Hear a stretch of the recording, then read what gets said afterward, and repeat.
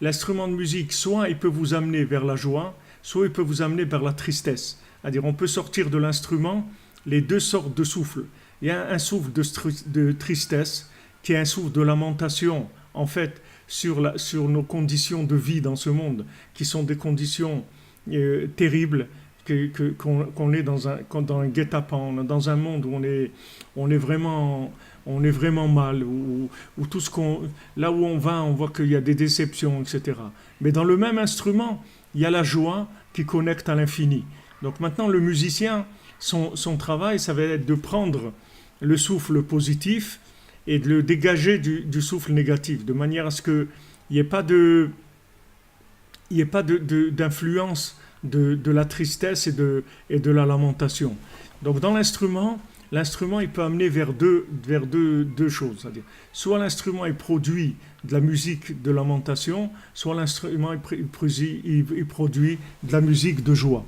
Donc Rabbi Nathan, il nous dit ici, d'après la Torah 54, qu'il y a les deux souffles qui se trouvent dans l'instrument de musique. Veyesh ruach tova prinat ruach nevoa. Alors maintenant, il y a le souffle positif dans l'instrument de musique qui est en fait un souffle de prophétie. Ruach HaKodesh, le souffle de sainteté. Veze shemenagen beyad al keli ou mekabetz ou melaket bayad et ruach tova. Maintenant, celui qui joue de l'instrument de musique, qu'est-ce qu'il fait avec sa main? Il réunit et il va cueillir dans l'instrument de musique le souffle qui est positif. Mitoch hatzvut ruach, de l'intérieur du souffle négatif, et il doit être un bon musicien pour faire ça. Donc vous voyez, il dit exactement ce qu'on a dit du Sipurei Maasiot, que Umelaket Ruach Tova Mitoch Atzvut Ruach. Donc vraiment ce qu'on a dit, je vais vous raconter comment ils étaient joyeux de la Marash Roa. C'est-à-dire comment ils sont arrivés dans cette situation-là, où il y avait une possibilité de tomber dans la bile noire. De là, ils en ont sorti comment être Bessimcha.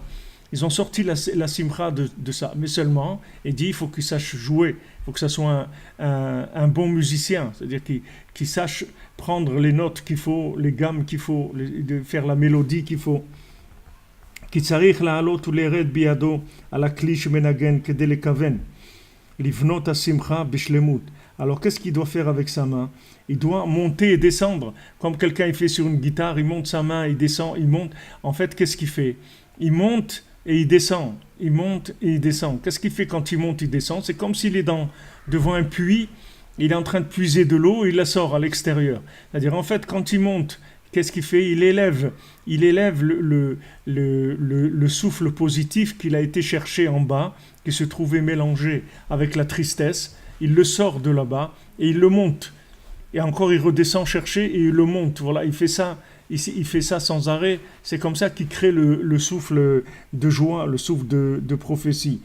De manière, il dit, à construire la joie de façon parfaite. C'est-à-dire construire vraiment le sentiment de la joie.